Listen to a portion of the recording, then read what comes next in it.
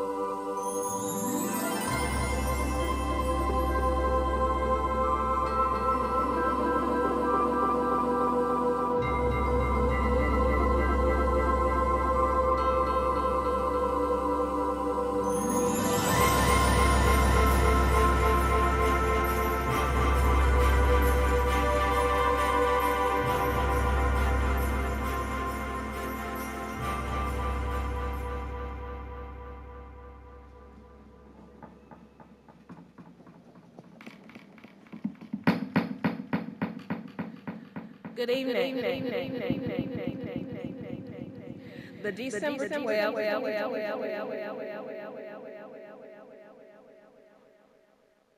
the December 12th, 2023 work session of the Montgomery County Board of Education will come to order.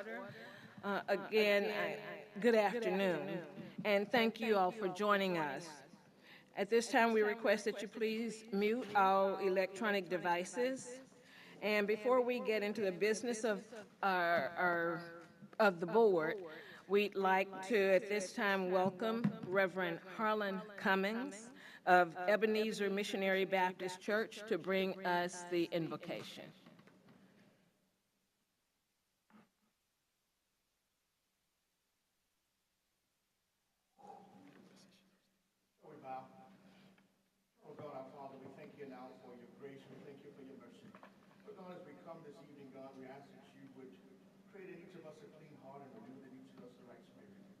God, we pray now that you would touch the board tonight, God, with our superintendent along with the board. God, we ask that you would just renew within them, God.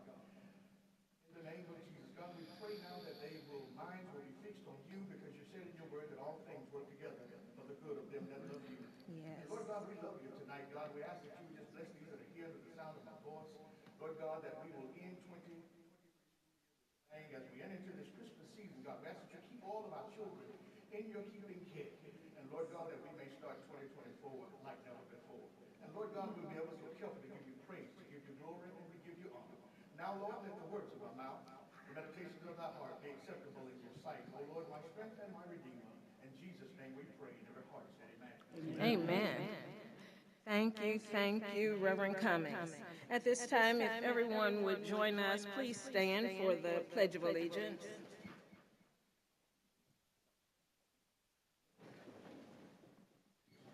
I pledge allegiance to the flag of the United States of America and to the republic for which it stands, one nation, under God, indivisible, with liberty and justice for all. Thank you. You may be seated.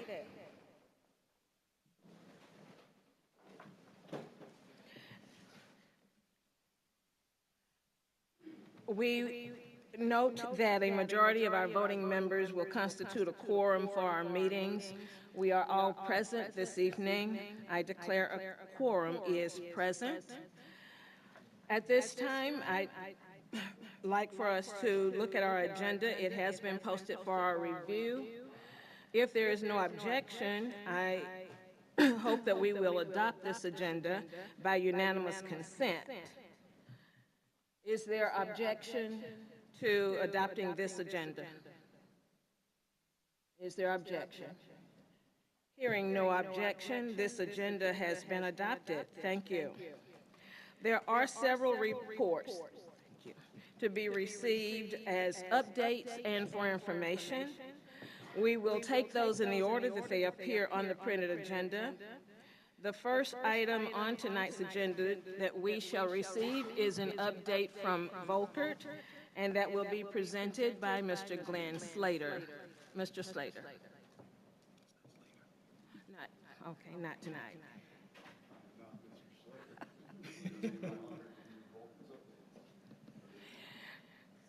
Thank you, and if you'll give us your name for the minutes.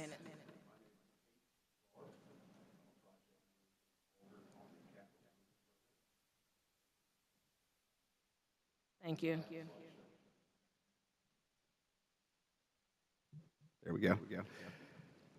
So this presentation, oh, that's not me doing that. Okay. This presentation is not about one project, but is actually our year-end review and highlights all the things we were able to accomplish in 2023. So in 2023, we had 13 projects that we were able to complete design. The Children's Center, ADA improvements, Carver High 9th Grade Academy and Field House, South Lawn Middle School Gym Addition, the Park Crossing High School Athletic Field House, Flowers Elementary School, JAG Athletic Field House, Floyd Middle School renovations and gym addition, Blunt Elementary Campus Drive improvements and gym addition, Carver Elementary gym addition, Macmillan Academy gym addition, Halcyon Elementary gym addition, Highland Gardens Elementary renovations and gym addition, and Katoma Elementary gym addition. Next slide, please. I don't know if the clicker is working.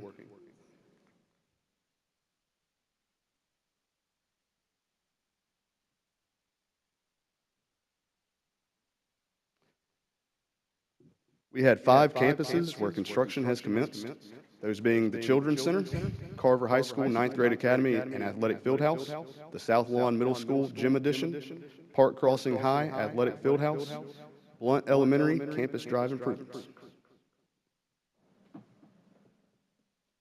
We'll highlight the progress that was made at the Children's Center project. The left photo, you can see the existing conditions of the bus loop.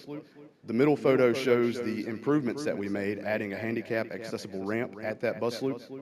The right photo shows canopy footings that were installed, with the canopy proposed to be installed over Christmas break when the children are not in school.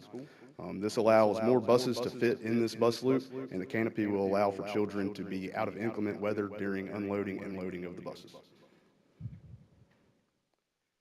This is still the Children's Center. The left side photo is existing condition of an exterior door that the children were using to access the playground. It was the only way for the children to access that playground without having to use the stairs, which many of the children are not capable to do so due to their wheelchair bound. And what we did was we came in with the ADA handicap ramp at that entrance and gave them access to the existing playground without having to go through grass. This is the corridor that leads to that ramp. You can see on the left side the existing conditions. The corridor was really tight. Some wheelchairs did not fit through there. So what we did was widen the corridor and gave them plenty of room to access that ramp to the playground.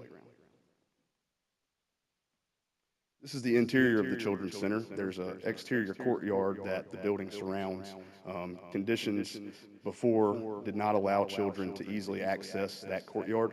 So we replaced the flooring, replaced the concrete ramps on the exterior, and gave the children access to the courtyard outside. Here we'll highlight the Carver High School progress that was made in 2023. This is the campus pre-construction. Over summer, we started demolition and progressed into the foundation system of the building. October, the building pad was poured. And December, in current progress, is CMU block walls are being installed, roof, joist, and decking are being installed, and the building is coming out of the ground, and you can tell it actually is becoming a building. Here's more photos of Carver, the CMU block walls continuing, the roof joists and deck being erected, and the storm shelter lid preparing to be poured. Here we'll highlight the South Lawn Middle School construction progress. This is photos pre-construction. October and into November, site work commenced, and the building pad has been complete. Current progress is the drilled pier foundation systems are being installed.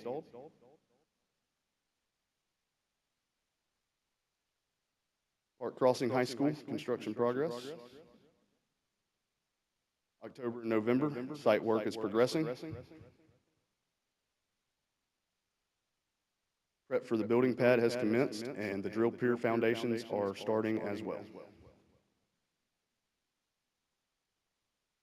The Blunt Parr campus drive improvements. The notice to proceed has been issued for the project, and the contractor has begun to mobilize and begin work. Here I'll talk about the minority reporting.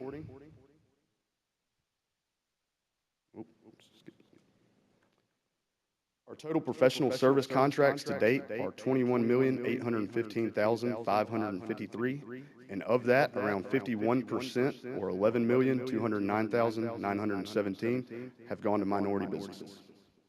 Total construction contracts to date is $42,668,954, and of that, 4%, or $1,516,185, have gone to minority businesses. Any questions, comments? Thank you. Are there questions regarding the Volkert update? Are there questions? Again, we thank you. Thank you so much, Madam President, Dr. Brown, members of the board. Happy holidays. Same to you. The next item on the agenda is an overview of our STEM programs and an update of the district's recent science fair. At this time, we bring forward Dr. Shanice Williams. Dr. Williams.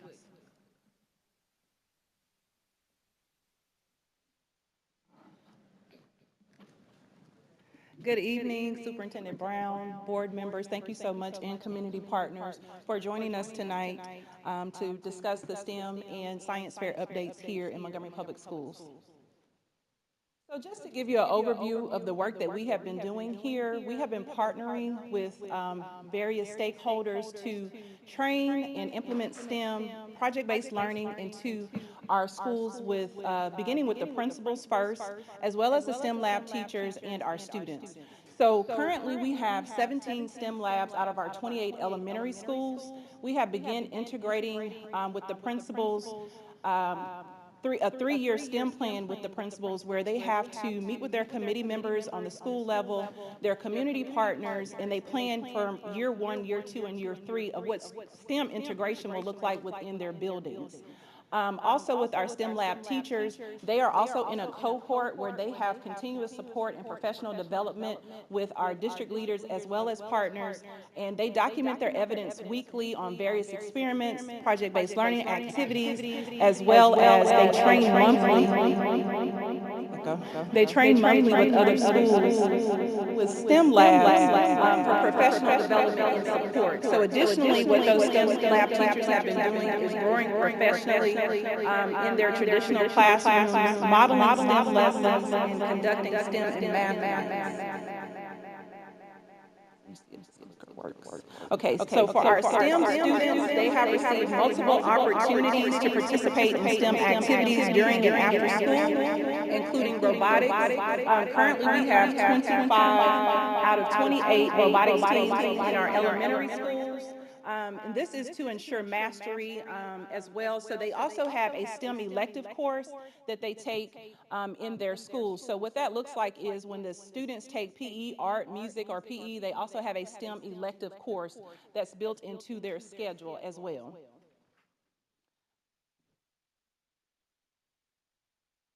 Come on, y'all. Y'all bear with technology.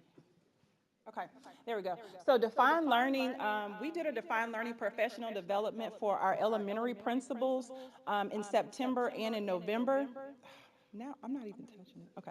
In September and in November. And we have a continuous partnership with these principals and defined learning. And so what you see here in the picture, one activity that they did was they had to come up with a food truck project the week of Thanksgiving, and they had to partner with each other and develop a whole plan with technology, science, STEM, technology, math, together collectively. They also had to work together back in September where they had to build drums. And so what this is teaching the principals is how to integrate STEM into their buildings, in their classrooms, not just the STEM lab classrooms, but in their traditional classrooms as well.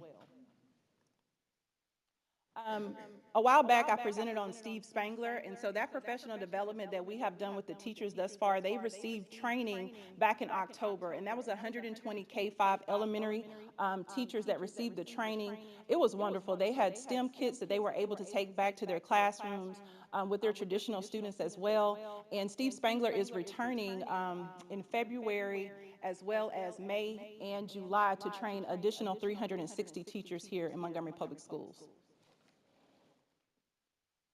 So the elementary district science fair was a major success. This was our second annual science fair that we had here in Montgomery Public Schools.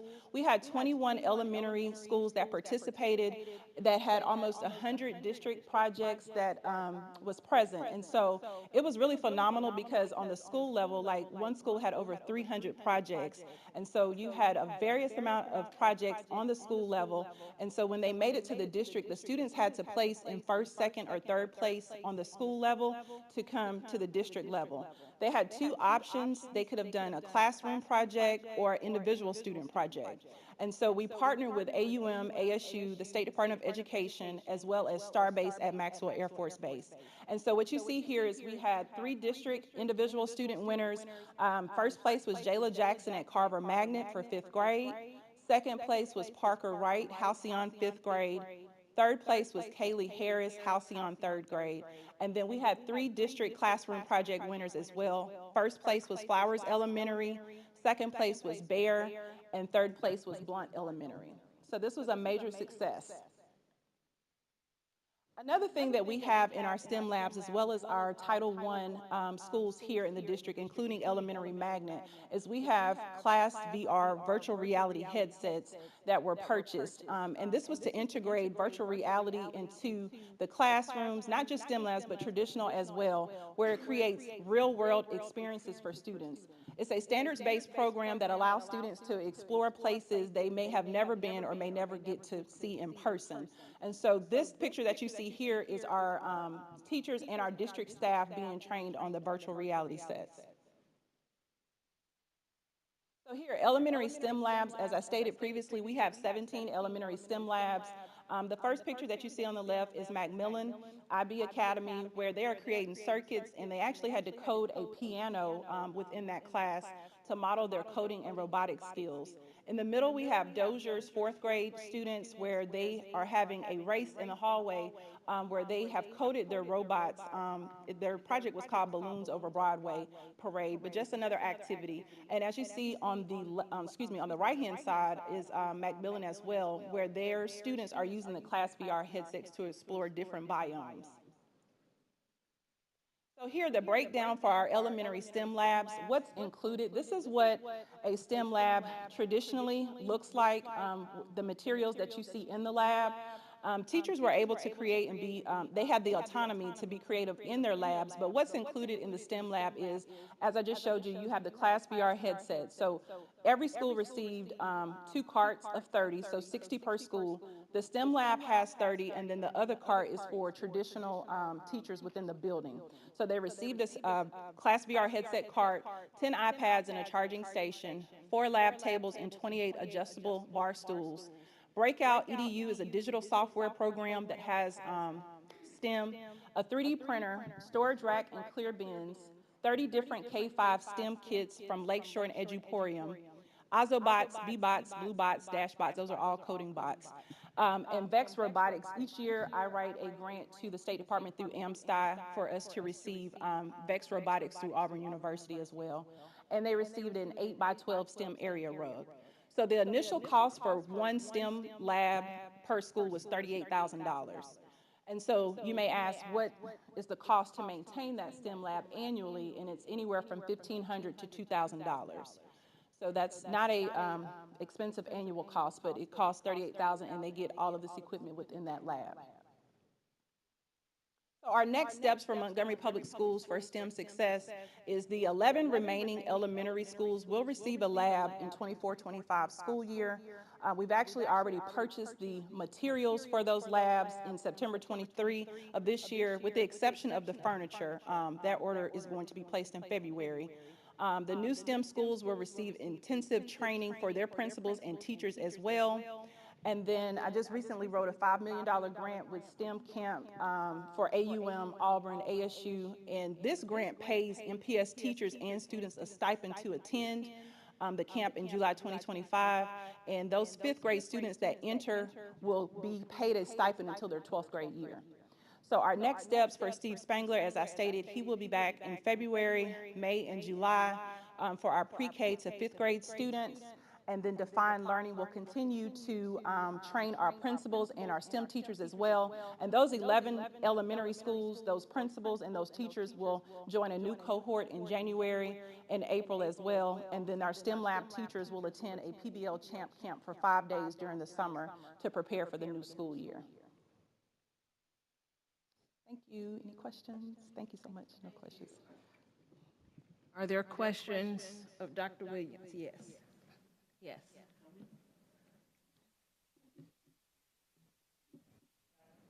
Okay, Dr. Williams, I wish we could clone you because, Thank you. I mean, and just knowing that the other schools are getting this too, that the stuff has already been bought, no matter what the cost, 38,000 and 2,000, whatever, per whatever, it's money well spent.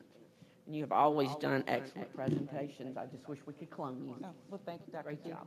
Thank you. Y'all have a great night. Thank you. Another question.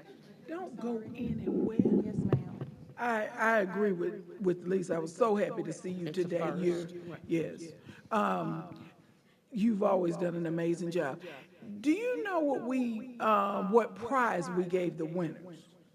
So they received a trophy. So if they were classroom project winners, Flowers, Bear, and Blunt received a trophy for their school, and then the individual students received medals. Okay, And they were delivered the day after the science fair.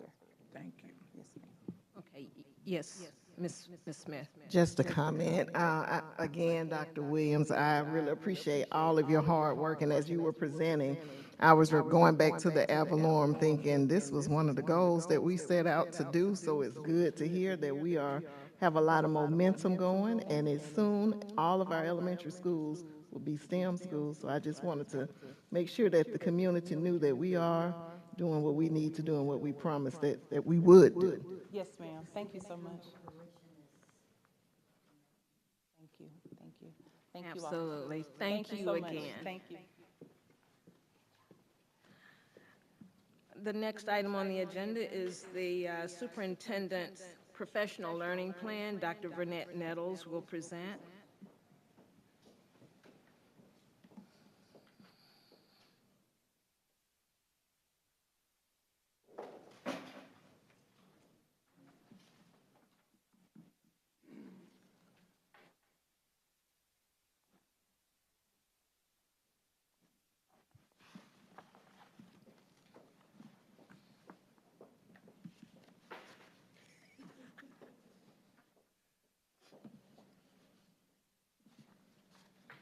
Good evening. This is on? What you have received, oh, I'm sorry. Good afternoon, Superintendent, board members, appropriate greetings. Uh, What you have in front of you is the professional learning plan for the superintendent. The conversation that we've had over the last 2 weeks involved you all having an opportunity to speak to the superintendent about what was in the existing plan that you received in November. There was one addition and change, and that's been added. And so my question to you is, do you have any other additional questions or concerns about the professional learning plan as it stands? Board members, are there additional questions about the professional learning plan?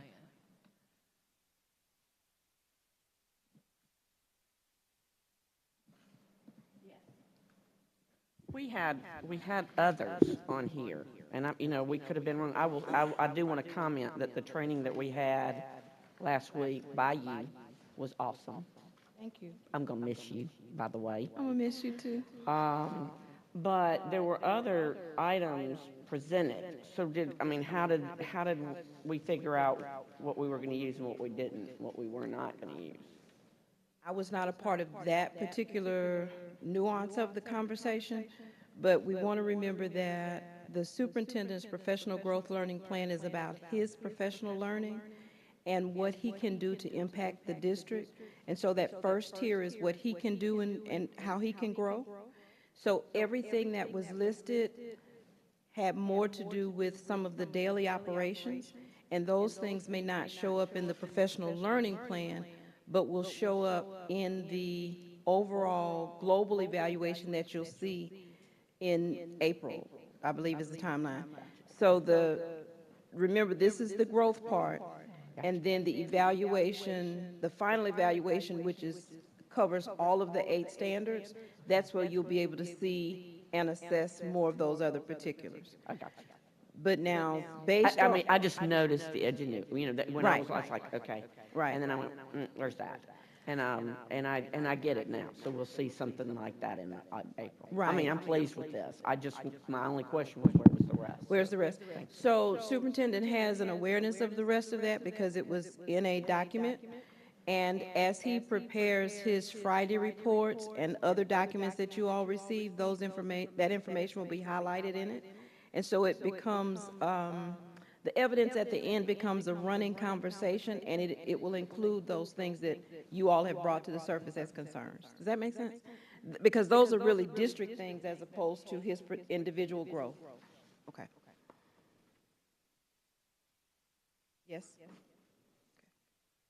Are there additional questions? We thank you very much, Dr. Nettles. Thank you. Next, we will receive a facilities update.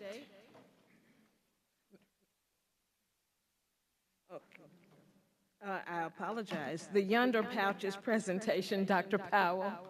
Dr. Michael Powell. Thank you.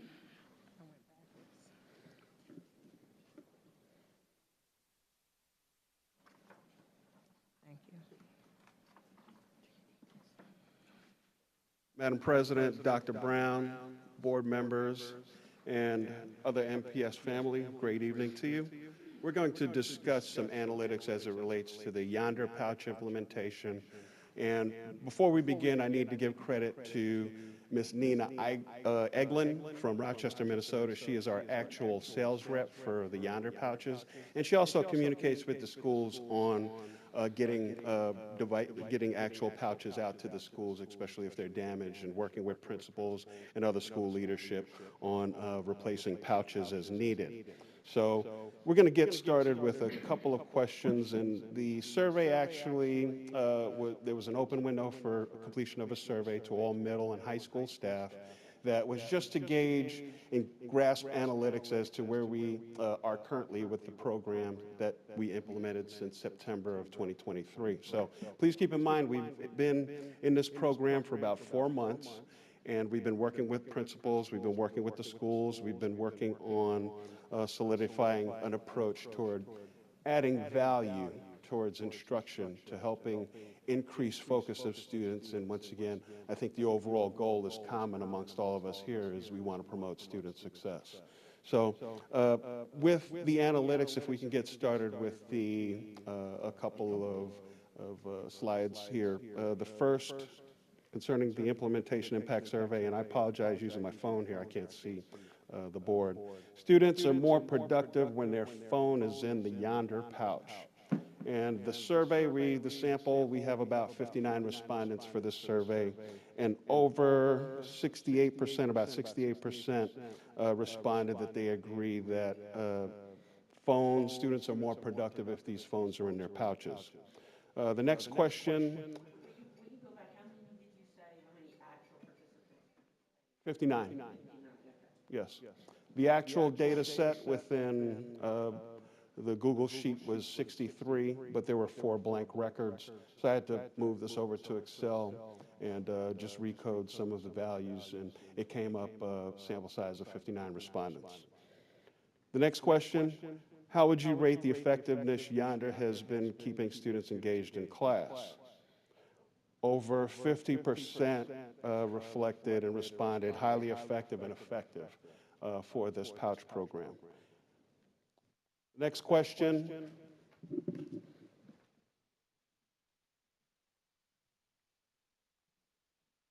The implementation of Yonder program has reduced distractions of student learning and engagement. About 63% said yes, it has reduced distractions as it relates to student learning.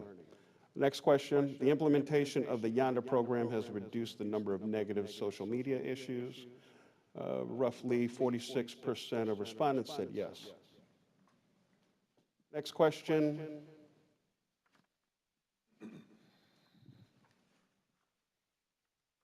The implementation of the Yonder program has increased social behavior during student free time.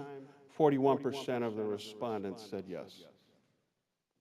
Next question after that,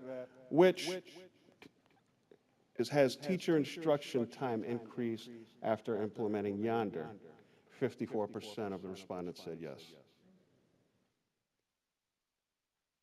Now, the last question here, now that the school Yonder program has been implemented for a few months, do you feel the school should continue with Yonder pouches? Over 70% of respondents said yes, that these pouches are working. So these are just a few questions just to gauge analytics as where we are with the specific program. Now I'm going to turn it over to school leadership so they can give you the boots on the ground experiences as to what is actually transpiring in the schools. I think I'm the guinea pig here for MPS with this. But let me just say this. I was one of the first individuals to kind of reach out and try to successfully gain the Yonder pouches, bring them to MPS, because we needed to do something, because the students just spent a lot of time with foolishness with social media. And social media, we spend a lot of our time as administrators and teachers trying to combat the social media form that the students were engaged in. So we talked about technology. We have enough technology to run what we need as far as the educational portion. We have those Chromebooks. We have everything they need as far as that goes when it comes to education. Those cell phones are just not needed. If we don't do the Yonder pouches, we need to go back to the policy that we had before, no cell phones, period. Because those cell phones are just, it's no place for it. If they need to use a telephone, there are several phones in the building. We tell ours all the time that you just come down. If you have a pass, call your parents. I don't have a problem, use my cell phone. Don't make a difference. My thing is, we have to set the tone from day one, and I think we've done so. In our building, you see the success rate going up. You look at some of the disciplines, it's going down now. It's a little curve because I have those 8th graders coming from the 9th grade at Carver, so we're just a little different. So don't pull my data up just yet, but we're working on it. Working on it. And so even they understand now that they're in a different setting, and that Mr. Hall is a little different than anybody else that they've dealt with thus far. And I believe a student should come in to do their work, and the parents want this, the public wants this. So I'm for Yonder pouches, 100% through and through. Dr. Harris. Good evening. Thanks for the opportunity. Ditto to everything that Mr. Hall has said. And so when we looked at the benefit that the implementation of Yonder pouches has provided in the school setting, particularly Capitol Heights, our notices are there's been a benefit to the climate of the school, and that has manifested itself in a decrease in disruptive behaviors. So we have seen significantly less disruptive behavior as it relates to those items that a cell phone can impact. We've seen an increase in face-to-face communication. Our students actually talk to one another now, and so that the anonymity of social media is taken away, the communication is calm. You know, we still have adolescents, and they still display adolescent behavior, and they still use adolescent language. But they use adult language too. But those instances of disruptive behavior has significantly decreased. We have had fewer hostile situations that involve non-student individuals.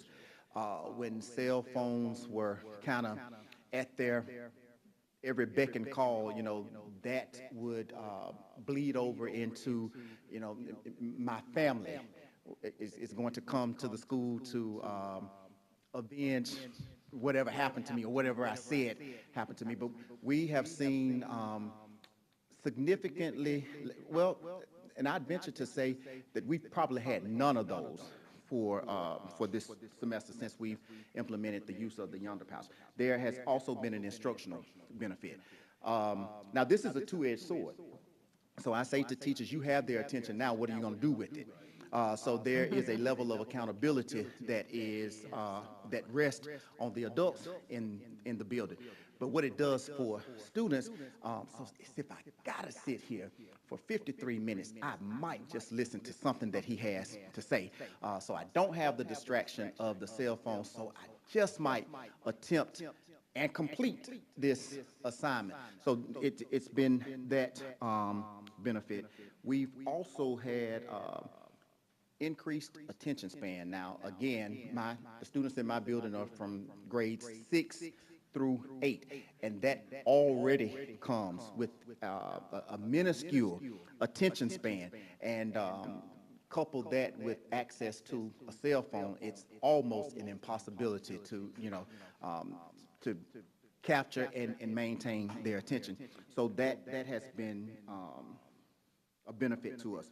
And one of the largest benefits to my administrative staff is the amount of time that we no longer spend amid investigations for things that may not have even happened at the school, but they happen over the weekend, they happen, you know, at night, and the school becomes the meeting place. So the implementation of Yonder pouches has, again, significantly decreased those things. So those are all nice words that you can argue with if you choose. I did bring some numbers that you would be less likely to argue with. So I pulled the data. I looked at incidents that are impacted by cell phones, and I looked at the number of those incidents last year from August to December, and this year from August to December. And so last year we had 35, from August to December, we had 35 instances of defiance. Were all of those cell phone related? Probably not. Were a goodly number of them cell phone related? Yes. So this year, that number has decreased from 35 to 14. Last year, from August to December, we had 15, count them, 15 instances of disorderly conduct as defined by Montgomery Public Schools Student Code of Conduct. This year, from August to December, we've had 2. We've had 2. Last year, August to December, fights, 87. This year, August to December, 47. Threats and intimidations, last year, August to December, 14.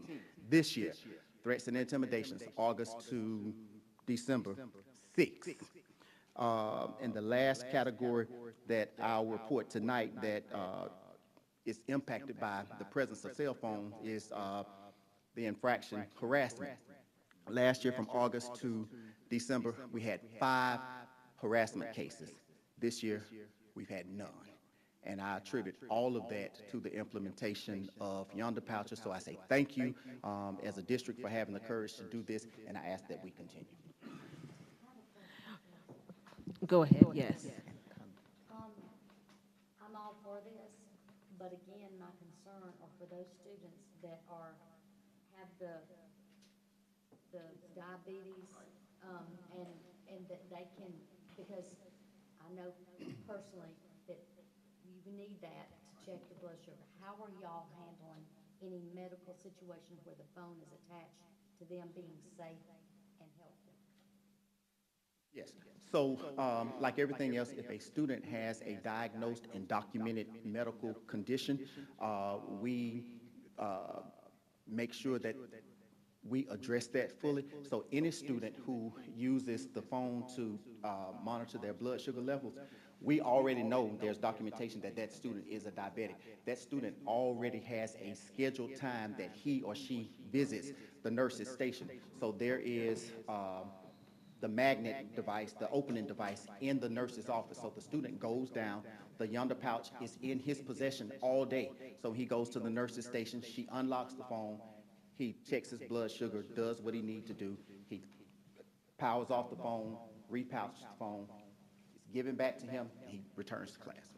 If, let's say that something happens and it tanks, the sugar tanks, do the security guards, when they see something like, do they have access to get into it immediately to check that?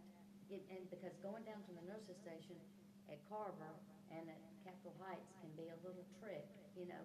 So if there's an emergency, I know there's scheduled times, but does the security people have the ability if they needed to get in? So there is a device in the security officer's office and the security office that sits at the front door. There's one there. It's on all of my hallways. Everybody has one on my hallway. Thank you And so the much. security guard and the administrator I have placed on the hallway, they have access to it. I appreciate We it. even purchased with the help of the nurses in the district, purchased a Fitbit because we had a young lady with an Apple Watch that needed to do that. They purchased a Fitbit that did not go with the phone situation, so you could not use that as a cell phone. She used a Fitbit. So we've done what we need to do to get the job done. I want everybody to be safe, just like you guys sitting here, so we've done that too, so. Thank you. I'm all for it, but those are those caveats that we cannot Yes, ma'am. put them at risk. Thank you. Thank you. I saw a hand. Yes. I wanted to say that I have found that students will rise to your level of expectation. And that is what they are doing. And this is, I think, the best idea for our students. And I expect these numbers to get even higher. Once they know the rule, then they will follow the rule. And that is our job as the adults in the room, to set the standard for our children, because this is our watch. And if the children don't do well under our watch, we are at fault. Thank you for the great job that you're doing with this. Thank you, Dr. Keith. I just got a comment as a teaching tool, because I'm still teaching and I'm going to make my students, pull this up on YouTube probably in January. And we'll start with the negative. On the negative, I just wish, because I'd make my students do experiments, and y'all's sample group is a little bit small. I don't know if it's random, but 59 when we have as many students as we do, I just wish your sample group was, larger. And I want my students to see that, because I make my students have 100 in their sample group. So was it random or not? Where did your numbers come from? It went to all middle high school staff. Okay, just checking. And it was staff, not students. Okay. Yes, ma'am. Okay, okay. And the other thing, everything else is positive. I absolutely love Yonder. Mr. Hall, I still remember you being on the news, and I still use all your students, because the news, thank God they brought somebody today that really, really report the news, because y'all's other people you've been sending on questioning. But I just have no filter. I can't help it. But anyway, what I do want to say, Gary, your students, one of your students actually said this, because I quote it all the time when I'm teaching writing. One of your students said it is actually allowing us students to communicate more in person. And I will probably quote that, every week, because, I wish my little private school that I teach at could afford the Yonder pouches, because we can't. And I am all for it. I think y'all have done a tremendous job. I think the data that you reported, the guy that I said you could be my husband because I told you to, wear plaid tonight. We had that little talk. But I thank you for your data, because it was interesting data. So thank you. Thank you, Ms. Portis. We're going to do drug abuse 1 month too, to help our children and students. But seriously, I have a comment and a question. How does our replacement look? Are we replacing a lot of pouches now, or are they kind of used to them now? And I have the analytics on the damaged pouches from the schools. They're minimal, and I can share those at a later time. very good. And my last comment, I think Dr. Harrison hit it on the nail on the head. Now that we have their attention, what are we going to do? Because we begged for it, we've asked them to put them down, and now that we have their attention, we have a small window to make sure that they get what we want to give them. And it's got to be fun. It has to, now that they're, they don't fight because they can't film it anymore. They're not as mad as they thought they was when they could share with their friends. So I look forward to seeing some good things. I think we'll turn the corner this year with this once we have their attention and we do what we're supposed to do. So kudos to you, gentlemen. Thank you, Ms. Watkins-Smith. And mine will be brief. I had a similar question too about the sampling size, but Lisa covered that one. I did want to talk about 2 things: the enforcement of it throughout all of our schools, you all not included, but in that survey that was sent to us, there were comments made about enforcement. So just to get an idea of what we're doing to ensure that it's enforced in all of the schools that it's in, so that it can be more effective for the schools that may still be struggling a bit. And then my other question, and maybe the principals can answer, but I know we've worked with the district attorney's office in the bullying reporting. I didn't know if that was something that the kids could still do in the school, and what does that look like if you don't have your cell phone and you wanted to report something, or, I'm sure they can go home and do the same thing, but I was just curious. It is not necessarily confined to the cell phone. You can use the Chromebook or one of those to put that in there, as long as you get the internet. We let them get the internet, it's not an issue. It's just that cell phone and that other piece that's tied to the cell phone. And the reason I asked is because I remember Attorney Bailey, District Attorney Bailey, he used the cell phone, and that image just kind of got stuck in my head, but that's good to know. But the other part was to you about the enforcement, just making sure all the schools are enforcing it. We just have to circle back to the electronic device pouch policy and just make sure we reiterate the first offense, second offense, third offense. I think the common denominator is 24 hours in taking the device, but I think the second offense is a code 9, third offense is a code 10. So these are just things that, we'll just have to circle back and mature. If this, right now, it is a success. We're only 4 months in, and for things to work, things take time. So as we progress, we're going to get better analytics. At least now we have a baseline, a sample size of 59, and we can grow off of that for the next iteration of analytics that we collect back for a more granular update. And you're using the anecdotal feedback to make decisions, I'm understanding, yes? Yes, ma'am. Yes. Thank you. Step with Mike, I'm sorry. He replied yes. Thank you. Are there other questions? Hearing none, we thank you again. Thank you, Madam President. At this time, the facilities update, Mr. Chad Anderson.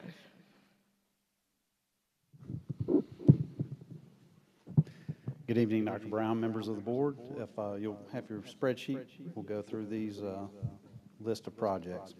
So you've already heard from the Volkert Capital Project and their year end, and seen some of the progress photos. The next piece on the Blunt Car Drive improvements, we held the pre-construction meeting on 11/9.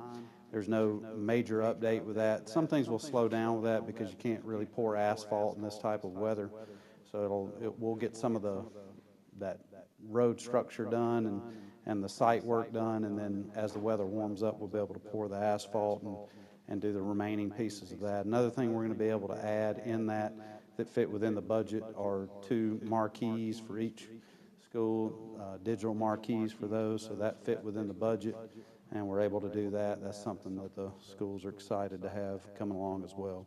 The Park Crossing Fieldhouse, OAC meetings are being conducted weekly.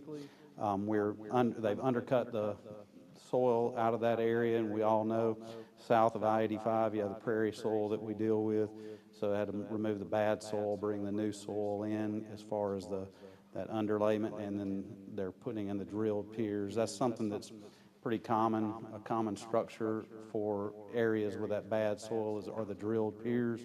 They drill down or put the rebar in, pour concrete in, and that helps stabilize the structure because that soil moves so much.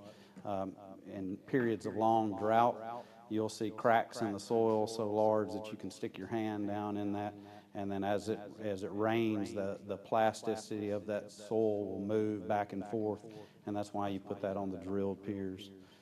The Carver High School 9th grade academy, I know Pate mentioned some of that. They do have the metal decking on the roof part on the north end hallway.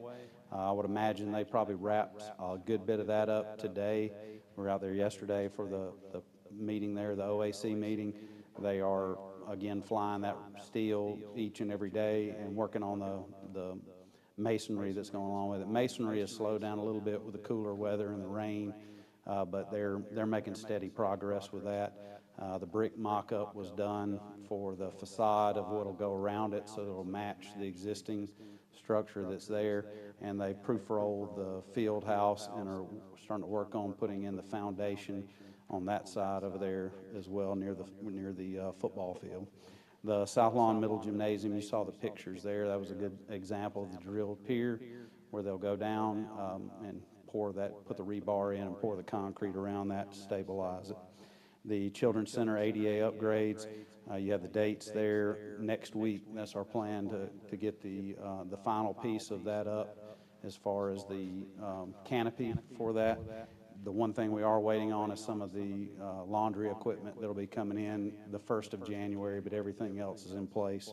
We'll just be waiting on the equipment. We're giving them a commercial washer and dryer so they'll be able to wash and dry the items there for the students as they need it. There's a lot of cleanup at the location, and it helps the workers there to be able to clean that in-house, do it quickly and efficiently.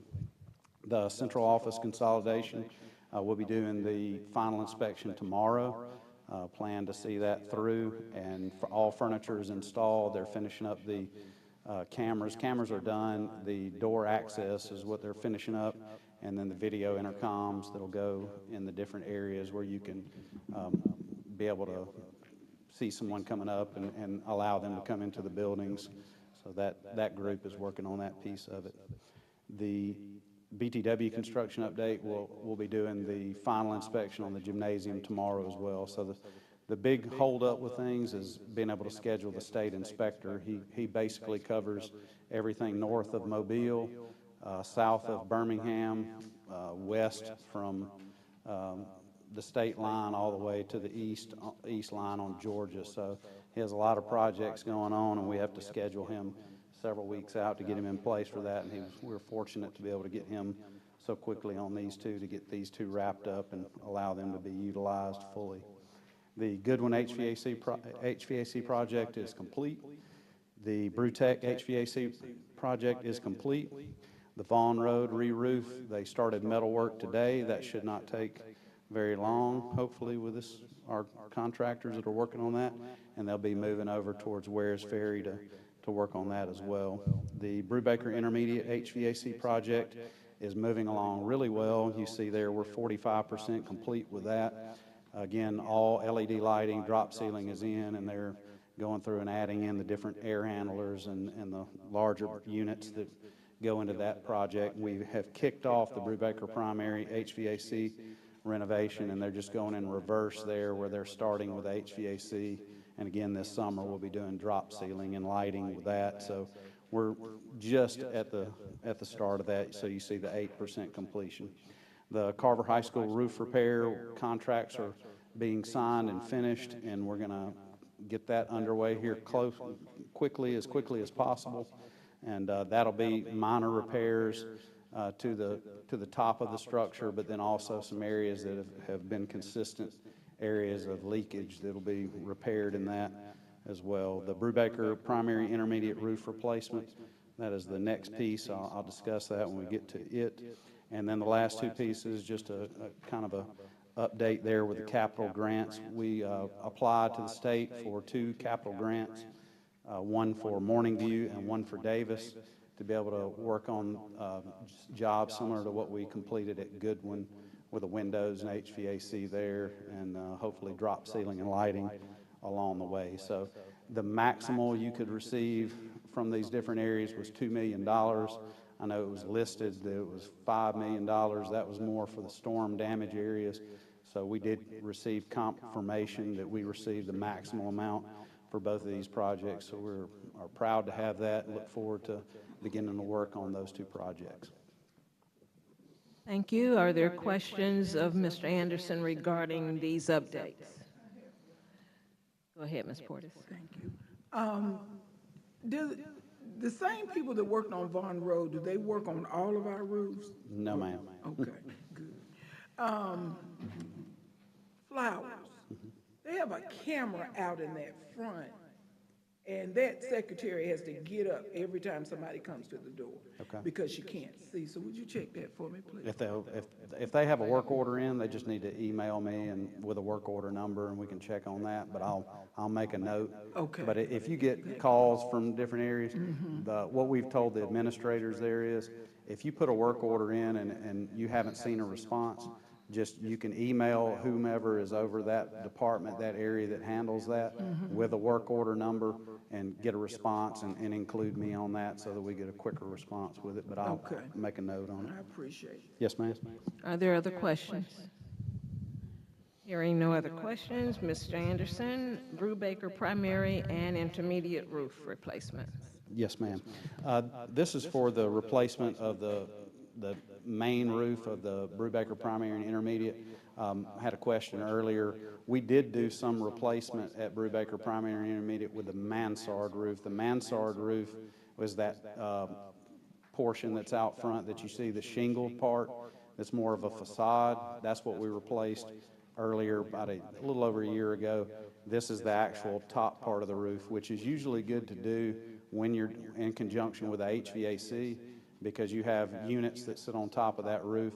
So if you can do the 2 at the same time, that makes it a lot better, especially for warranty issues that may be going on, because your roofer can work with your HVAC person to make sure we don't have any leaks or issues or whatever going on with the 2 different types of systems that are involved. So this will take care of that.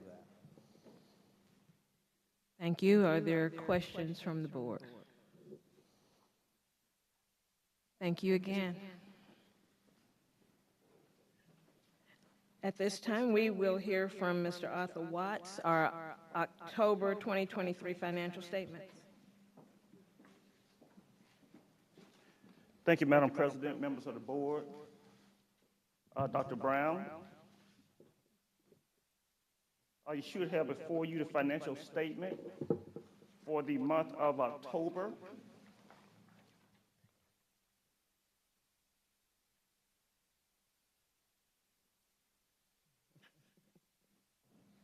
Am I doing it right? Oh, there you go. Okay, okay.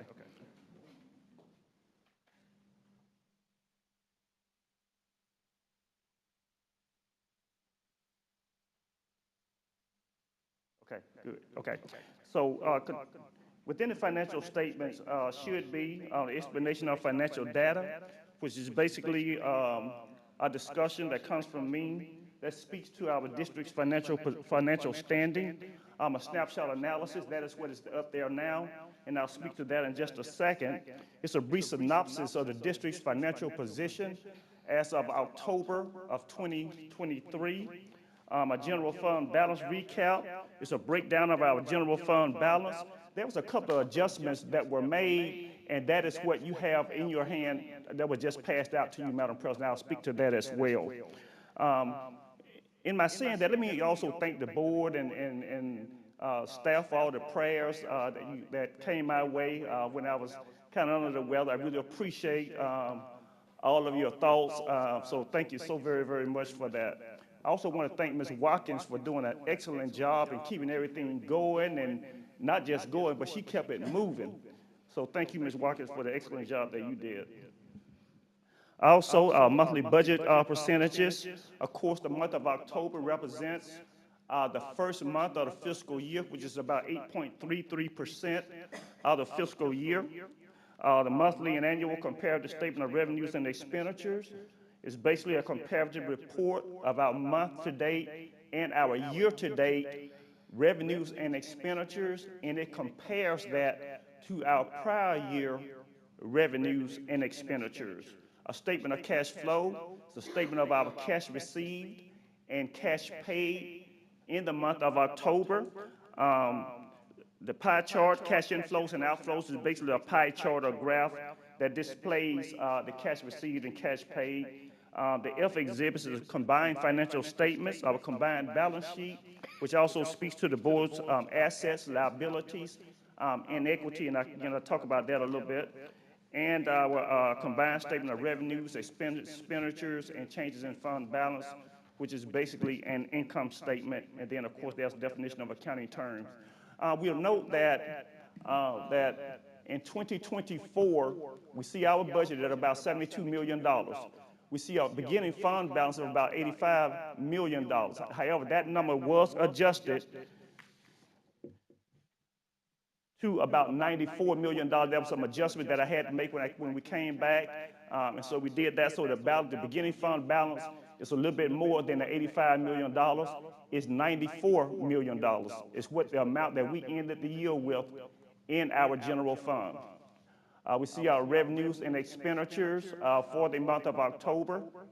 Our ending fund balance at about, I think it says $80.9 million. Actually, that amount is $90.3 million. You were to look at October on the report that I just gave you, October 2023, you see total general fund at $90.3 million.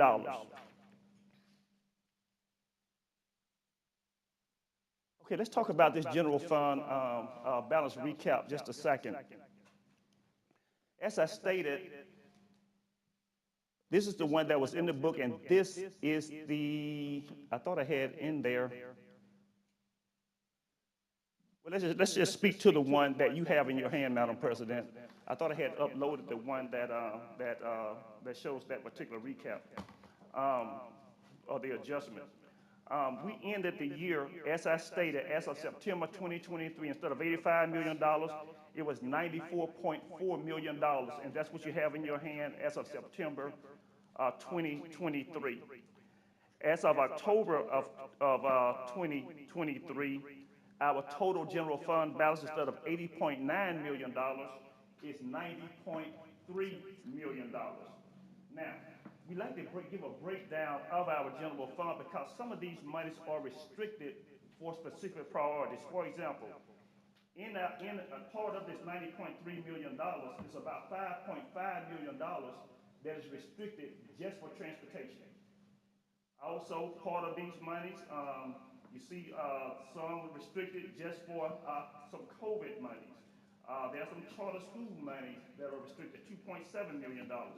So the amount of money that we actually have in our general fund as of October 2023 is $78.2 million. Do you all see that on the report? $78.2 million is the amount as of October of 2023.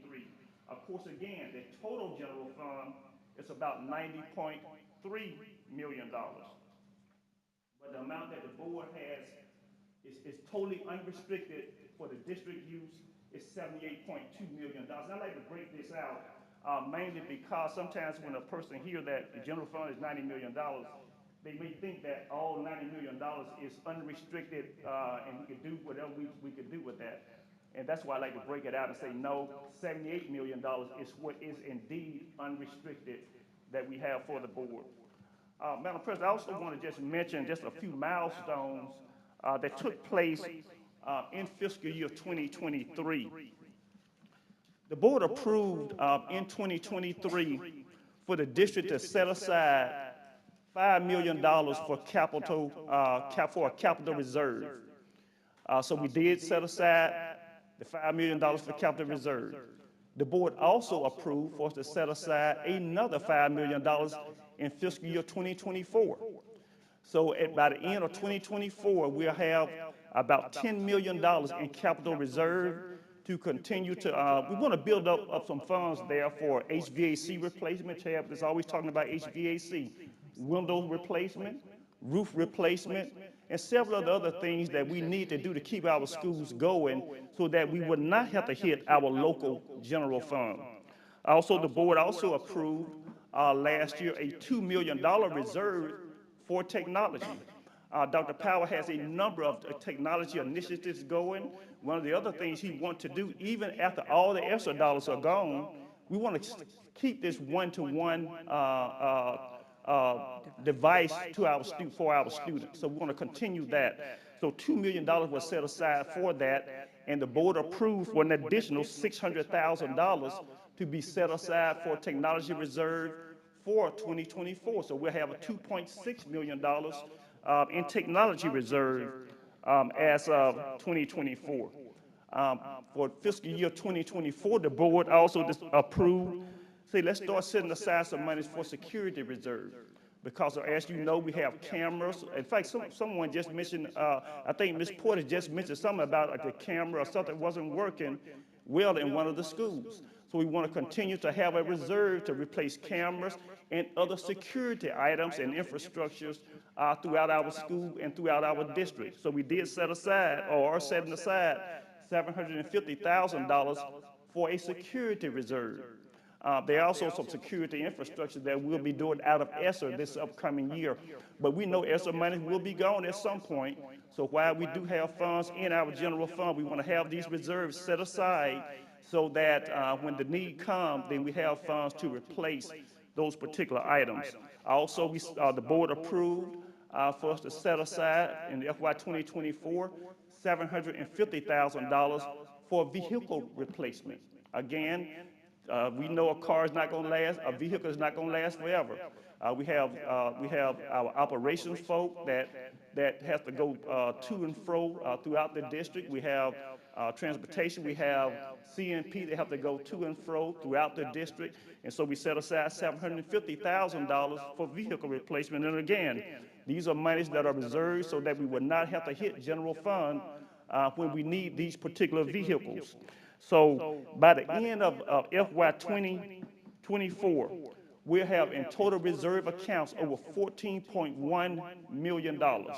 And I think that is excellent with what this board has done and what the superintendent has recommended, because not only do we have these reserve accounts set aside, you still have more than 3 months reserved in your general fund. And as you know, the state requires that we have at least 1 month reserved.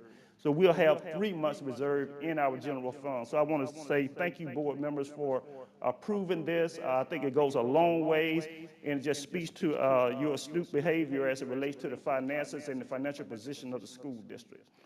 Last thing I want to say, Madam President, I'll probably be saying this every month. As you know, there's an ad valorem tax vote coming up in the month of March. It is not a new tax. I want to state that again. It is not a new tax. This is an existing tax that was passed about 20 years ago. There's a need for us to renew this tax in March of 2024. If not, it would cost this district about $11 million. With many of the things that the superintendent and the board has implemented over the last year or so, we want to keep these things going. You know, I talk to the business community a lot about different things, and one of the things that I'm hearing that they love some of the things that we're doing now from a college career standpoint, how we are aligning things that we're doing in the classroom with the needs and jobs that are around Montgomery and around the river region area. So they are very, very excited about these kind of things. We want to continue these type of things, and this tax would help us do that. And so again, in March of 2024, we need to vote yes for the renewal, not new tax, a renewal of an existing tax, which means there's no increase in these tax dollars. And I'll continue to talk about this as we move on. Madam President. Thank you very much. And this is an opportunity for us to at least recognize that as a body, we are advocates and ambassadors. So we hope that those persons that you turn to in our viewing audience, as well as those here, will continue to support and advocate with and for the district. Yes, go ahead. Yes, I just have one question, Mr. Watts. Sure. The reading initiative, remind me why there's nothing there. In the reading initiative? Mm-hmm. Oh, okay. Because we receive those monies once a quarter. Okay. You see a negative of $169,000. We're still paying our reading coaches, but we'll receive reimbursement once a quarter. So I think we'll receive the ma'am? There's nothing here. You mean for 2023? Under the 2023 category? 2023 and 2024.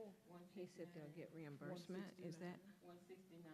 169, that negative 169 means that we've expended funds. No, sir, this is our line item 1230, Alabama Reading Initiative. There's nothing here. There's no funding associated with it. Oh, Alabama Reading. Oh, 1230. Yes, line item 1230. Actually, that 1230 really should be that reading coach. It's the same thing. It really should be that 169 there. That's really what it is. So there should not be anything for 1110? No, ma'am. No, ma'am. You see where it says on the fourth line, it says ARI reading coaches? 169. That negative 169? That folds into yes. the reading. So, okay, so. Yes. That's really what it is. Okay, so this needs to be removed? Yes, that needs to be removed. That is correct. Okay, I was just confused. That's a really good eye. Thank you. The 1230 is a coding. Yes, yes, right. But but I'm glad you just brought that up, because you see that negative 169, there's a negative 181, a negative 304. All of these funds are monies that we will receive, because we receive on a quarterly basis. And so right now, our general fund is funding those things. This is why it is so important, and this is why the state approved that districts have at least a 1-month reserve, so that when you don't receive monies right then, or something happens, there's a hiccup in the funding or whatever, then your general fund have the funds to pick those things up. Yes, ma'am, but good eye. Thank you. Thank you. Are there additional questions of Mr. Watts?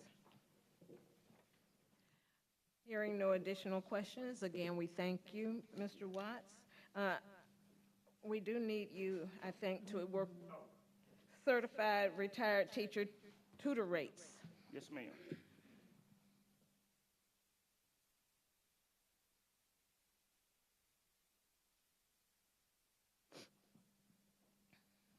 Okay, yes, ma'am. Madam President, we'd like to recommend a rate increase for retired teacher tutors that work during the school day from $25 per hour to $50 per hour. This will be funded out of federal funds and out of ESSER. And as you know, all those ESSER dollars have to be expended by September 30th of this year anyway. And so we do have the funding there. And what we've experienced is, you know, we was continuing to pay $25 an hour because we didn't change it from this summer. And we ended up losing a few of them to Pike Road and to Autauga County, and until we was, you know, we was alarmed that that was what was going on. And so we kind of told some of them, just hold on. We're going to the board and going to request that the board increase that rate to $50 per hour so we can remain competitive with the other surrounding school districts. Thank you. Are there questions regarding the certified retired teacher tutor rates? Not a question, but thank you, Mr. Watts, because I've gotten quite a few phone calls from my friends. Yes, ma'am. Thank you, Mr. Watts. Thank you again, Mr. Watts. At this time, we call your attention to the 2024 board meeting schedule. It was posted. You see the dates there. Is there any discussion? Yes, I have one. And, let me pull my note, hang on a minute. Brought this to the attention on November 14th, when we were changing, I said, okay, we're gonna change the actual location of the meeting. Okay, sorry. We had, I made a revision, for Article, 5 on meetings. And since we were gonna change the leadership, from the central office on Decatur to leadership on South Union, I said, let's talk about flipping the time to have a work session after the board meeting. Have the board meeting begin at 6, like the State Department, the Alabama State Department board does, and then have the work session at 6 o'clock. I guess I just didn't get paid attention to. I don't know. But I did make the recommendation. I put it in I gave it to you. Right. On the recommendation. As a recommendation. And it says work session now on this. I know it's a draft, but it says work session at 5, and it should be 6, and the board meeting should flip and be at 5. Okay. So we would have time. Absolutely, go ahead. The issue that we have here is that the bylaws have not changed yet. And we've got to have a committee to get together to review the bylaws and bring the bylaws back to the full board for vote. And once that occurs, we will vote it up or down to change the meetings. Okay. On this day, November the 14th, I brought this to your attention. Where have we been since then? I mean, did we form a committee? How did we do that? The committee has been formed. Okay. Yeah. Okay. So when is the committee, when are we moving forward with this? We need to get that taken care of and try to bring it back to the January meeting. Okay. Yes. We just needed a date. Right. Okay.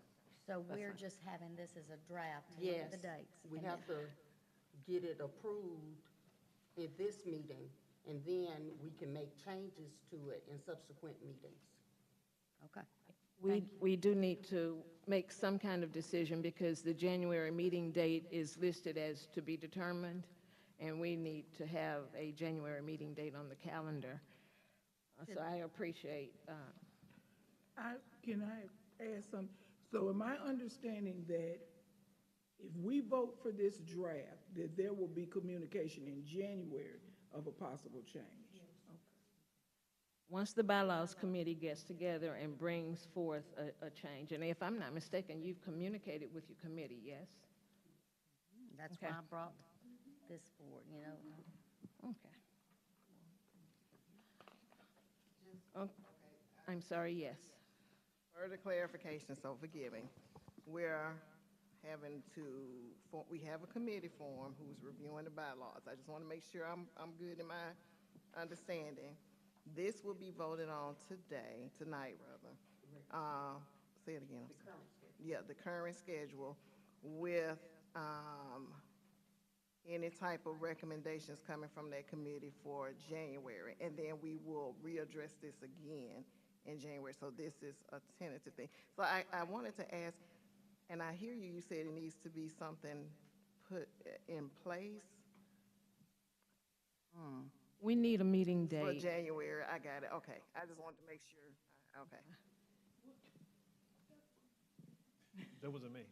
Really quickly, by approving the slated dates, it's based on the current cadence. You can always revisit the calendar and readdress it down the road. We have to address it tonight just so we have a slate of dates published for the public to see, and therefore it would be, you'd be approving it as the dates, but you can revisit those. May I ask who the committee is? Pam Cloud. and Brown. Okay. Any other discussion? Okay, thank you all for that conversation. We received no new business items to bring before the board.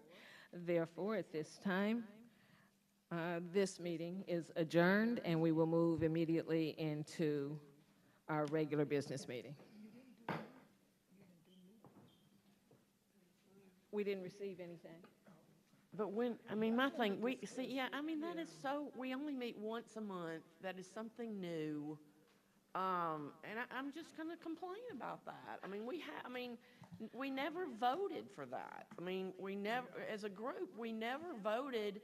We should be, I mean, my thing is, I mean, we've got new business. And I mean, it's not big, but I mean, I just don't understand why Okay, we just go even- gamble, boom. Even though the meeting Done. was adjourned, You know? you know, we can go ahead and just talk a little bit, just to maintain cohesive conversation.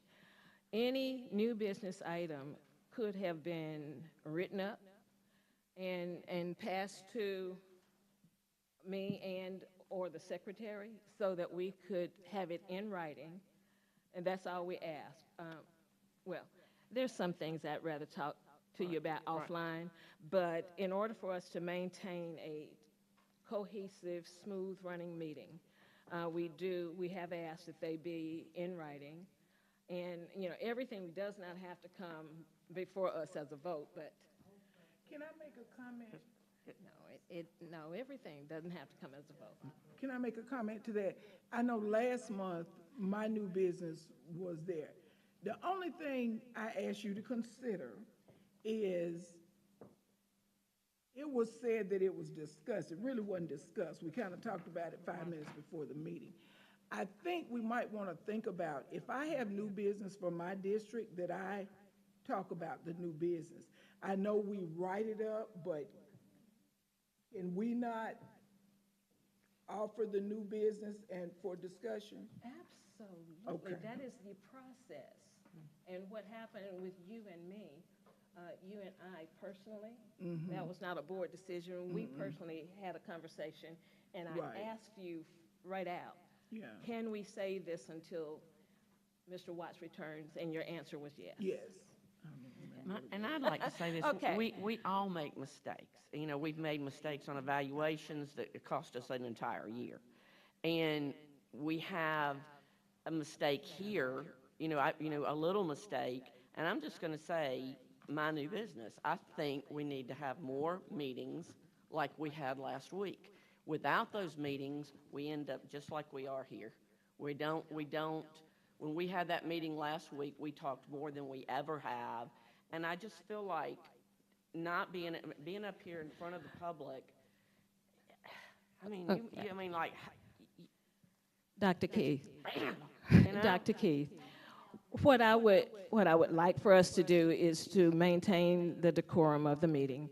And there are several things that you just brought up that we will be talking about at our retreat. And the more often getting together is one of them. Good. Absolutely, for more training, absolutely. Ladies? Okay, thank you. Everybody makes mistakes. At this time, ladies and gentlemen, we are going to move into our business portion of our meeting. The December 12, 2023 regular session of the Montgomery County Board of Education will come to order. Again, we welcome those of you who have joined us, and we thank you. Please remember to mute the electronic devices. We have maintained our quorum at this time. I would ask that the agenda be reviewed if it has not been, and that if there is no objection, we adopt that agenda by unanimous consent.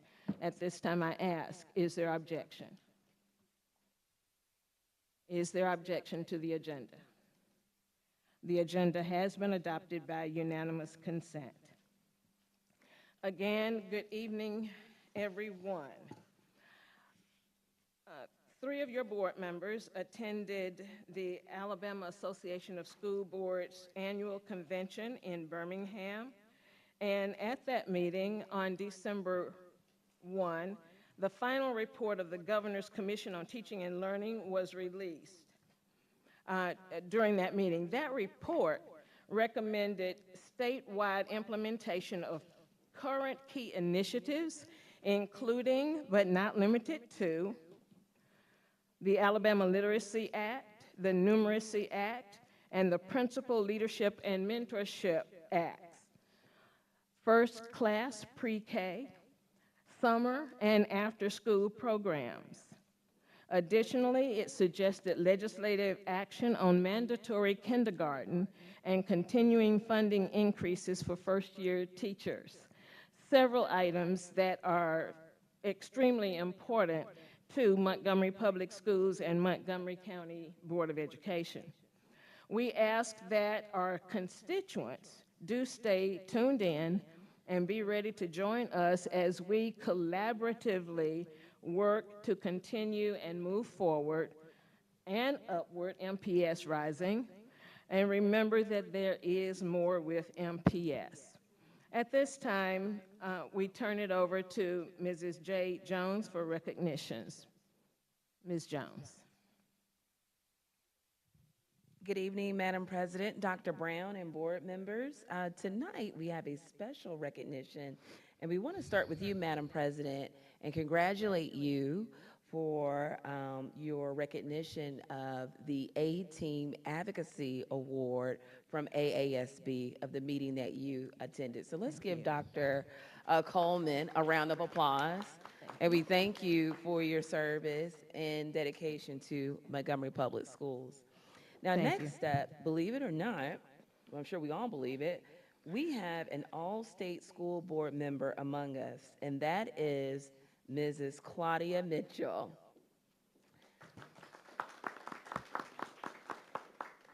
And at this time, we have a video that we would like to go ahead and play.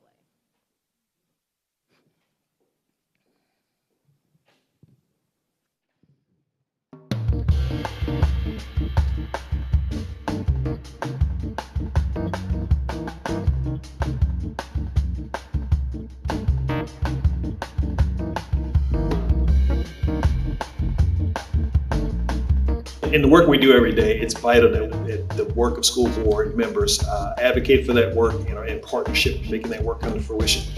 So having supportive board members is essential to the work and making sure our community understands the types of things we're trying to do to make sure we do what's right for kids. I came to know Claudia Mitchell on the campaign trail, and it was almost an instant friendship and an instant kinship in wanting to make Montgomery Public Schools better. I believe that Claudia's greatest contribution to Montgomery Public Schools is her presence. Wherever she goes, she inspires people, she gets to teachers, she gets to principals, she gets to students, and the contribution is incredible. Mrs. Mitchell is a great school board member because she supports the work. She understands what we're trying to do in a district that has had its trials over the course of decades, and understanding that the short-term gains don't necessarily yield the long-term solutions that we want to make. So she understands this strategic work that we're trying to put in place and is completely supportive of that work. And I'm thrilled to have the opportunity to work with her. Her achievements as far as individual things is getting that school board tax passed was the single most important thing, because Montgomery was severely underfunded. And I will say that Claudia and I worked side by side to help that happen. I couldn't have done it by myself. She couldn't have done it by herself. But together, we were able to get a tax passed with the community. I hope that my legacy will be that we were able to change the direction that the school system was going in. In the beginning, we were in crisis. And now, our motto is, with MPS, there is more. And believe me when I tell you, there actually is more to come. First of all, I want to say thank you and let you know how appreciative I am of this honor, because this nomination is for the people of Montgomery. Dr. Ann Roy Moore, Arthur Watts, our board president, Claire Wheel, all of the ladies of the board, central office, principals, teachers, faculty, students, and the people of Montgomery who passed a tax referendum after 50 years they invested in the students of Montgomery. This award is for you. Thank you.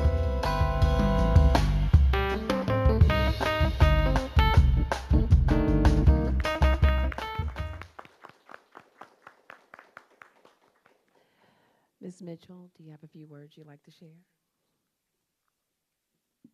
Well, I think I said it all. You know, it's not me, it's Montgomery. You know, Montgomery is a tenacious group of people. And we believe that when the going gets rough, the tough gets going. So, Montgomery, thank you. This is for all of Montgomery. I just picked it up, but you did the work. Thank you.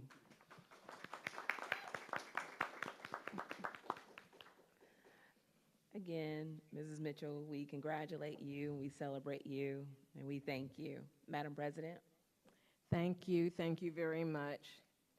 It is a distinct honor to work with all of these ladies, and Ms. Mitchell, we are here tonight to help celebrate you and the hard work that you have done over the years, you know, as well as the rest of the team, but we are so proud of how you have represented us and how you represented us, was it last week? A couple of weeks ago in Birmingham.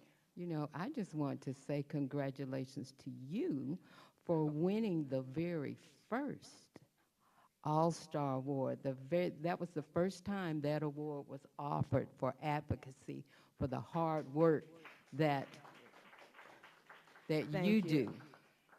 And thank you to all of you. And as we said earlier, we're asking our community to become advocates with the rest of us. At this time, we're going to open the floor for our scheduled public comments. We have two that have signed up and been accepted. I do have a couple of items to read, the rules and procedures for these comments. Remember that, requests must be made in advance in writing to the superintendent's office by 4:30 on Tuesday preceding the meeting date. Requests must have specified the nature of the business to be taken up with the board and the name of the person who will address the board to be added to the agenda. Communications must be respectful. Discussing specific student or employee matters will not be allowed. Individuals who have concerns that are inappropriate to be solved in this venue are welcome to seek a problem-solving meeting with the superintendent. Immediate feedback by the board may not be provided. However, you may be contacted for follow-up by the superintendent or his designee. Public comments may not exceed 3 minutes. The board chairman has full authority to terminate the remarks of any person whose comments contain personal attacks, exceed the time limit, or are otherwise inappropriate. A speaker may be considered disruptive who continues to speak when their allotted time has ended, when asked to stop speaking by the board chair, or is otherwise inappropriate. If a person fails to comply when asked to terminate comments, he or she will be escorted to their seat, out of the auditorium, and/or off of MPS property, depending on the level of the disruption. At this time, we welcome Mr. Quincy Leonard to address the board regarding youth golf.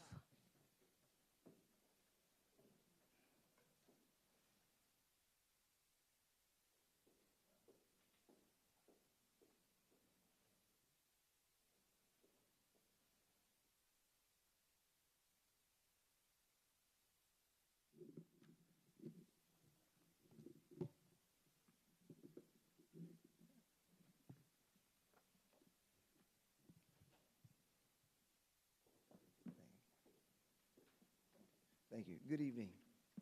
I'd like to thank the board for allowing me to come tonight and to speak about, a golf program that we love to, implement in the Montgomery public school system.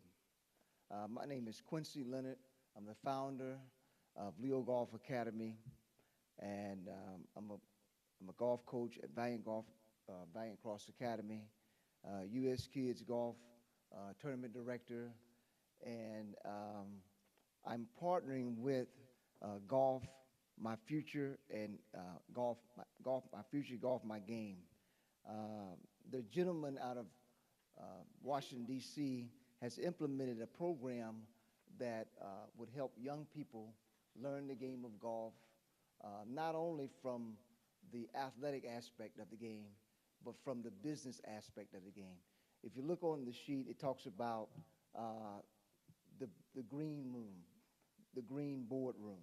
And this is where, business and relationships are formed, and allowing those young people to learn about the business of golf. And I talked with Mr. Chad Anderson earlier today about what I was wanting to do, and he invited me to the athletic director meeting on January 3rd to kind of see if schools would like to implement this in the school system. It's a free program. We're offering it to the system, and it won't be any, it would add value, I believe, because I've implemented at Valiant Cross Academy from the 6th grade all the way until the high school, starting when they open up their school to develop their program. I was telling Mr. Chad and Mr. Thomas, he kind of encouraged me, Mr. David Thomas encouraged me to do this, but I was telling Mr. Chad about some young men that didn't have golf in their community, in their schools. And I have these two young men right here that are with me tonight, Mr. Marquez Green and Mr. Jamar Young Green. In the packet, it talks about an article that was written in the African American Golf Digest about these young men and how golf has changed their lives. Golf is a very important tool that can be used to teach life skills. And also, like I said, to teach these young people about other aspects of the game. You can play it, and you can also work in the industry. It's over, $8 billion industry, and we're not tapping into it. So we just want to introduce these young people to the game. We're looking at having like 20 people to partner with us to do a pilot of this program, and then that's 4 schools with at least 5 players per school, and then we can eventually add this on into the school system. But I would hope that you all would allow us to do this, and thank you. Thank you.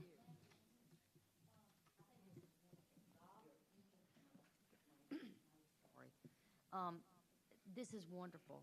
Golf is one of those that you build your own skill set, that you compete for your own, you compete yourself. That's right. It's integrity. It's a game of integrity. You're right. You don't have to depend on, you can just build your own expertise in golf. That's right. I think it's wonderful for students. Thank you for doing this. Yes, ma'am. What grades? We're looking at middle school because I think you can build your programs from the middle school up, and that's how I did it from the 6th grade. And by the time these grade kids got into the school, they were able to play high school golf. And I have 2 kids for that program that already are in college playing collegiate golf right now. Thank you. You have my support. We're not supposed to be speaking, but hello. I don't care right now. I really like what you do. Well, thank you. Thank you. Thank you. I have a Ms. Foster. I'm sorry, I apologize. Ms. Phaedra Foster. Ms. Foster is coming to us to discuss family educational rights. Thank you for this opportunity to speak before the board.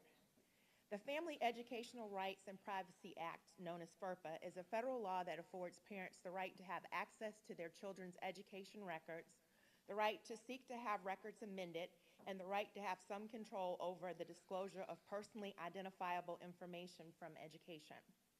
I am asking this board to review how the district is handling FERPA. I specifically ask that you review how requests for records have been handled in the district. especially those in which the law firm for the district has gotten involved. Access to accurate school records is one of the most basic elements of trust between a school system and a family. When a parent makes a request for these records, the system should comply. Families should not have to beg the district repeatedly to provide records. The district should not solicit reasons to avoid compliance with the request. Neither should the district nor its agents threaten a family because they've requested records. And most importantly, the district should not alter the records being requested to impede a family's ability to exercise their rights regarding these records. Reports of compromised records should be taken seriously and investigated, as should any reports that reflect on the integrity of the district, as the district has the responsibility to model ethical behavior before our students. And let me point out that I am not the first person to come before this board this year who has raised issue regarding records. I appreciate your attention to this matter, and again, I thank you for your time. Thank you very much. No citizen comments were signed up for.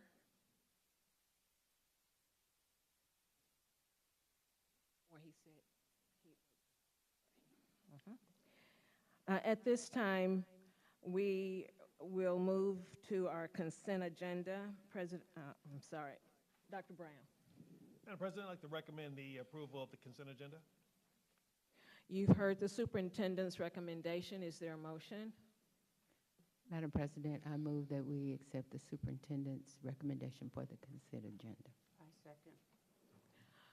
It has been moved and seconded that we accept the superintendent's recommendation. Is there discussion? Is there discussion? Hearing no discussion, we'll take the vote. All those in favor, raise your hands. Oh, was that, I'm sorry, all those opposed? So it is unanimous. It's unanimous, thank you. At this time, we move to our personnel reports to consider for approval. Madam President, I'd like to recommend for approval the personnel report certified personnel. You've heard the superintendent's recommendation. Is there a motion?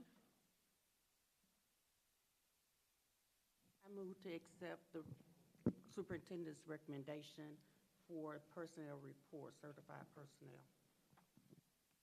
A second. It has been moved and seconded that we accept the superintendent's recommendation for the minutes, our certified personnel report. Is there a discussion? Is there a discussion? Hearing no discussion, we'll take the vote. All those in favor, please raise your hands. All those opposed?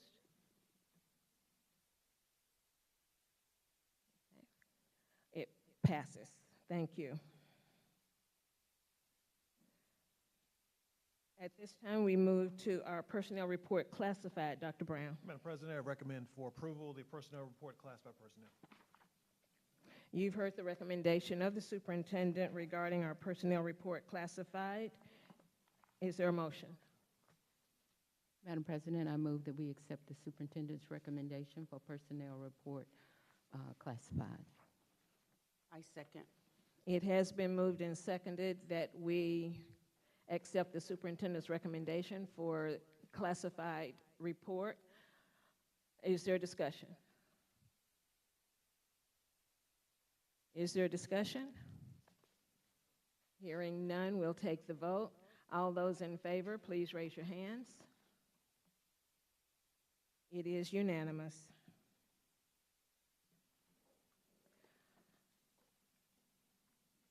Being that there is no further there are no further items to discuss, we are going to adjourn and recognize that our next meeting date is January 9, 2024.